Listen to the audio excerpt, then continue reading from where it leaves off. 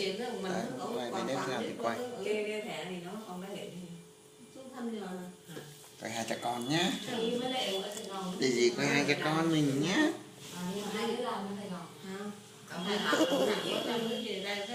Mấy chị thương kênh Hà. Gì lọc trụ vía. Cánh gì mà phó cá. Cánh gì mà phó. Đây này. Nét ơi. Nét. Cười lên cái coi. Nét. Cười lên. Từ từ cái nốt ruồi nào nhỉ? Bà ơi, tại sao bà Tân này, tại sao tại vành tai nó vẫn đen đen này nhỉ? cái lông này lông may nó sáng nó rụng. À đấy ạ. Lông may đây đây quay như cứ thêm cái gì cô cũng phải bóc lông may sao lấy nó rụng lông yên tâm lấy cái chi quét vô không này nó thật ra cái chi nó rụng lông á cậu mực Này thức lâu nhỉ? Này thức chơi lâu quá nhỉ? Khánh nhỉ?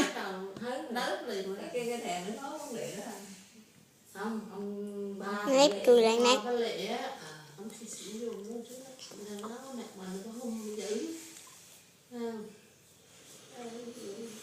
Ông đi làm với mẹ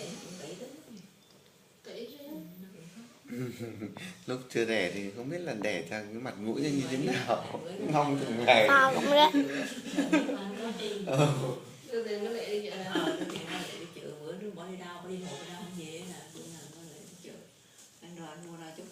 Chỉnh cái mặt kìa. Có khởi cái ẩu gì hết. Một ẩu đâu học vẽ rồi đó. Có khởi cái ẩu gì hết. Vậy ha. Thế ở con phải mua hơi khí. Hoàng tự ngắt hoàng rồi. Cười lên. Nó cho mình luôn. Được chưa? Ba đi được chưa? Xong rồi